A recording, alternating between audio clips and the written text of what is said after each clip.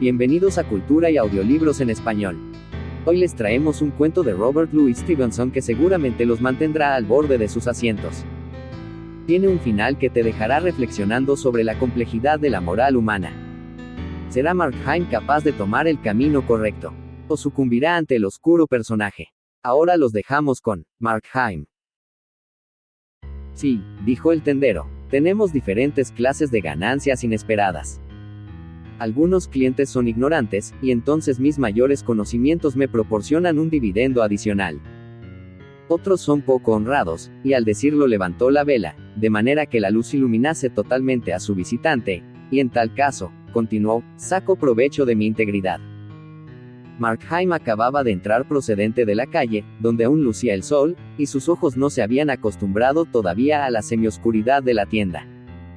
Al oír aquellas palabras mordaces, y ante la cercana presencia de la llama, parpadeó con mucho esfuerzo y miró a un lado.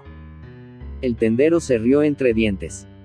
Usted viene a verme el día de Navidad, prosiguió, sabiendo que estoy solo en la tienda, con los postigos echados, y ya no me propongo hacer ninguna transacción más. Tendrá usted, pues, que pagar por ello. Tendrá usted que pagarme el tiempo que pierda, ya que debería estar haciendo el balance. Y tendrá que pagar, además, por esa extraña actitud que hoy observo en usted. Yo soy básicamente discreto y no hago preguntas embarazosas, pero cuando un cliente no puede mirarme a los ojos, tiene que pagar por ello. El tendero se rió entre dientes una vez más, y luego añadió, volviendo a su acostumbrado tono de comerciante, aunque con un deje de ironía en su voz. ¿Puede usted, como de costumbre, explicarme con claridad cómo llegó a su poder el objeto en cuestión? Procede también del gabinete de su tío. Un coleccionista excepcional, vaya que sí. Y el tendero, un hombrecillo pálido y cargado de espaldas, casi se puso de puntillas, lo miró por encima de sus gafas de montura dorada y movió la cabeza denotando incredulidad. Markheim le devolvió la mirada con otra que mostraba una compasión infinita y una pizca de horror. Esta vez, dijo, está usted equivocado. No he venido a vender, sino a comprar. No tengo ninguna curiosidad de la que deshacerme. Del gabinete de mi tío solo queda el revestimiento de madera de las paredes, pero aunque estuviera intacto, me ha ido bien en la bolsa y me inclinaría más bien por aumentarlo. Lo que me trae aquí hoy es bien sencillo. Busco un regalo de Navidad para una dama, prosiguió, hablando con más soltura a medida que avanzaba el discurso que había preparado, y sin duda le debo una disculpa por molestarlo por un asunto tan nimio. Pero ayer me olvidé de hacerlo y debo entregar mi pequeño obsequio en la cena. Y, como usted sabe muy bien, casarse con una dama rica es algo que no debe despreciarse. Siguió una pausa, durante la cual el tendero pareció sopesar con incredulidad aquella afirmación. El tic-tac de los numerosos relojes que abarrotaban la tienda y el débil ajetreo de los coches de alquiler en una calle cercana llenaron el intervalo de silencio.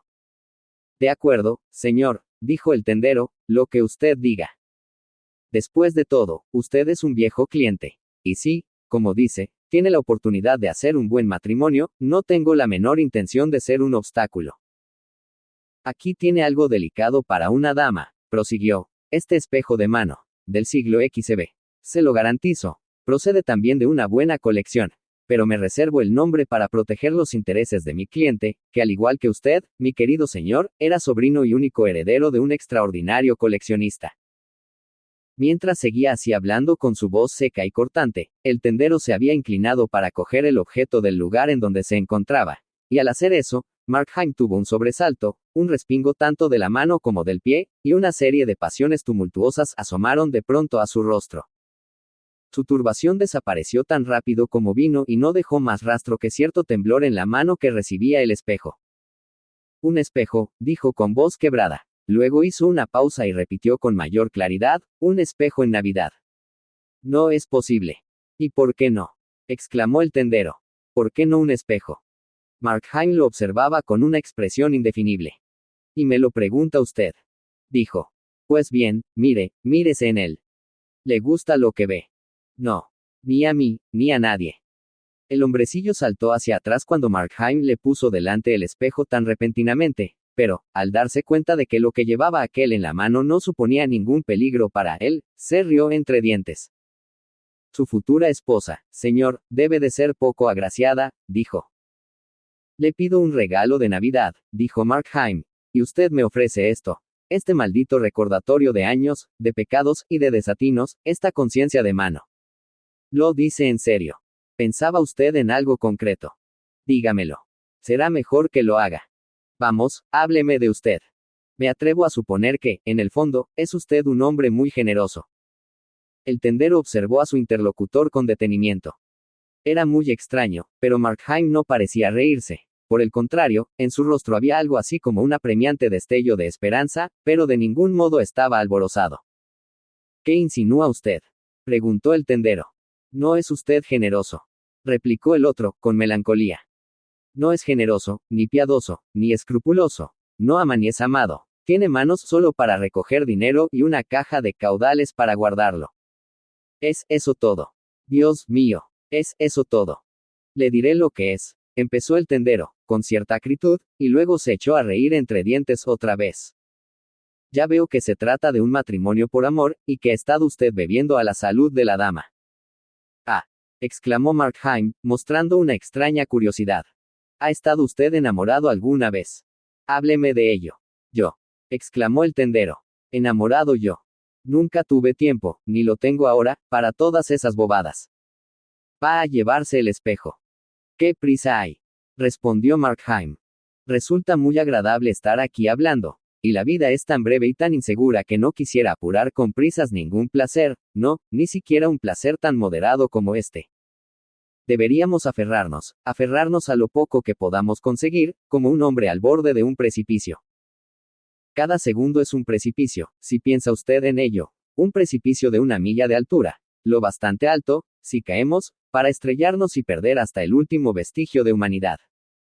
Por lo tanto es preferible hablar de cosas agradables. Hablemos el uno del otro, ¿por qué ponernos caretas? Charlemos confidencialmente. ¿Quién sabe? Podríamos llegar a ser amigos.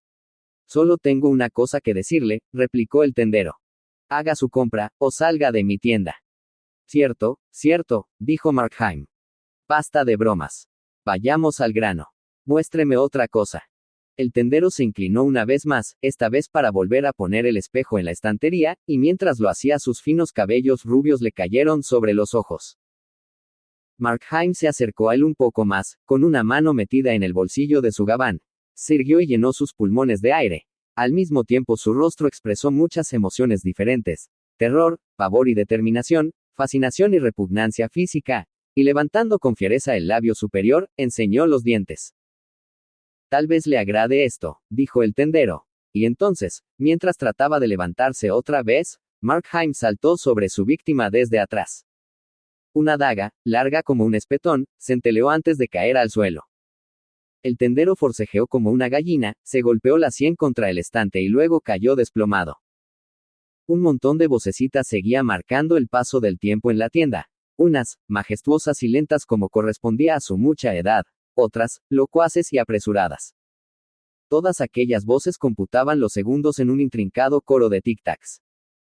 Luego, el ruido de pasos de un muchacho que corría pesadamente por la acera se impuso a aquellas voces más débiles y sobresaltó a Markheim, que empezó a darse cuenta de lo que le rodeaba. Echó una mirada a su alrededor completamente espantado. La vela seguía ardiendo sobre el mostrador y su llama flameaba solemnemente impulsada por una corriente de aire. Y mediante aquel insignificante movimiento toda la habitación se llenó de un silencioso bullicio que subía y bajaba como las olas del mar, las sombras alargadas se balanceaban, las densas manchas de oscuridad crecían y menguaban como si respirasen, los rostros de los retratos y los dioses de porcelana se transformaban y fluctuaban como imágenes en el agua. La puerta interior permanecía entornada y atisbaba aquella conjura de sombras a través de una larga rendija de luz diurna semejante a un dedo que señala. De esas ondulaciones que daban miedo, los ojos de Markheim retornaron al cuerpo de la víctima, que yacía encorvado y al mismo tiempo extendido, increíblemente pequeño y aunque parezca mentira más despreciable que en vida. Con aquella pobre y miserable ropa, en aquella postura desgarbada, el tendero yacía como un montón de serrín. Markheim había temido mirarlo y hete aquí, no era nada. Y sin embargo, mientras lo miraba, aquel montón de ropa vieja y aquel charco de sangre comenzaron a expresarse con voces elocuentes. Tenía que quedarse allí, No había nada que hiciera funcionar aquellas hábiles articulaciones, ni ordenar el milagro de la locomoción, tenía que quedarse allí hasta que alguien lo encontrara. Y luego, aquella carne muerta proferiría un grito que resonaría por toda Inglaterra y llenaría el mundo con ecos de persecución. Sí, muerto o no, todavía era el enemigo. El tiempo lo era cuando no había cerebro, pensó, y las dos primeras palabras golpearon su mente. El tiempo, ahora que el hecho estaba consumado, el tiempo, que se había acabado para la víctima se había convertido en urgente y trascendental para el asesino. La idea seguía todavía en su mente cuando, primero uno y después otro, con gran variedad de ritmos y voces. Uno, profundo como la campana de una catedral. Otro, entonado con sus notas agudas el preludio de un vals. Los relojes empezaron a dar las 3 de la tarde. El súbito estallido de tantas lenguas en aquella cámara enmudecida le dejó estupefacto. Comenzó a moverse de un lado a otro con la vela, asediado por sombras en movimiento, y asustado hasta los tuétanos por reflejos casuales. En muchos espléndidos espejos, algunos de diseño casero, otros de Venecia o de Ámsterdam, vio su rostro repetido una y otra vez, como si se tratara de un ejército de espías. Sus propios ojos lo descubrían y le localizaban, y el ruido de sus propios pasos, por muy ligeros que fueran, turbaba el silencio que le rodeaba. Y mientras seguía llenándose los bolsillos, su mente todavía le echaba en cara, con una reiteración que le ponía enfermo, los 1000 fallos de su plan. Debería haber elegido una hora más tranquila. Tendría que haberse preparado una coartada. No debería haber utilizado un cuchillo. Tendría que haberse mostrado más precavido, y limitarse a atar y amordazar al tendero, en lugar de matarlo. Debería haber sido más atrevido y haber matado también a la criada. Tendría que haberlo hecho todo de otra manera. Patéticos remordimientos, fastidiosos, continuos esfuerzos de la mente para cambiar lo inalterable, para planear lo que ya era inútil, para ser el artífice del pasado irrevocable. Mientras tanto, y tras toda aquella actividad, brutales terrores, cual ratas corriendo por un desván desierto, llenaban de alboroto los más remotos rincones de su cerebro. La mano del agente de policía caería pesadamente sobre su hombro y sus nervios se estremecerían como si fuese un pez atrapado en el anzuelo. O si no contemplaba, en galopante desfile, el banquillo de los acusados, la prisión, el patíbulo y el negro ataúd. El terror a la gente que pasaba por la calle se presentaba ante su mente como un ejército sitiador. Era imposible, pensó, que no hubiera llegado a sus oídos algún rumor de la lucha y despertado su curiosidad. Y ahora, en todas las casas del vecindario, adivinaba a sus moradores inmóviles, con los oídos alerta, gente solitaria, condenada a pasar la Navidad sin más compañía que los recuerdos del pasado, y ahora inesperadamente obligada a abandonar aquel delicado ejercicio. Alegres reuniones familiares que de pronto enmudecían alrededor de la mesa, la madre con el dedo todavía levantado, gente de todas clases, edades y humores, pero todos, en el fondo, curioseando y prestando atención y tejiendo la soga que debía ahorcarlo. A veces le parecía que no podía moverse sin hacer algo de ruido. El tintineo de las altas copas de Bohemia sonaba tan alto como el repicar de campanas, y alarmado por la magnitud de los tic-tacs de los relojes, sentía la tentación de pararlos. Y luego, de nuevo, con una rápida transición de sus terrores, el mismo silencio del lugar parecía una fuente de peligro, algo que debía sorprender y paralizar a los transeúntes. Y entonces se movía con mayor atrevimiento y se afanaba entre los objetos de la tienda, tratando de imitar, con rebuscada bravuconería, los movimientos de un hombre ocupado, a gusto en su propia casa. Pero se sentía tan desconcertado por las diferentes alarmas que, mientras una parte de su mente todavía permanecía alerta y despierta, otra temblaba al borde de la locura. Una alucinación en particular se apoderó con fuerza de su credulidad. El vecino que escuchaba junto a la ventana con rostro lívido, el transeúnte detenido en la acera por una horrible conjetura. En el peor de los casos podían sospechar, pero no saber. A través de los muros de ladrillo y de las ventanas con los postigos cerrados solo podían penetrar los sonidos. Pero allí, dentro de la casa, estaba solo. Sabía que sí. Había visto salir a la criada en busca de su novio, ataviada lo mejor posible dentro de su modestia, con las palabras, pasaré el resto del día fuera de casa, impresas en cada cinta y en cada sonrisa. Sí, estaba solo, por supuesto. Y sin embargo, en el piso de arriba de la casa vacía, podía escuchar ciertamente un ligero revuelo de pasos. Era consciente sin duda, inexplicablemente consciente, de la presencia de alguien. Sí, en efecto, su imaginación la siguió por cada cuarto y cada rincón de la casa. Unas veces era algo sin rostro que, no obstante, Tenía ojos para ver. Otras, era la sombra de sí mismo. Y sin embargo contemplaba otra vez la imagen del tendero muerto, inspirada de nuevo por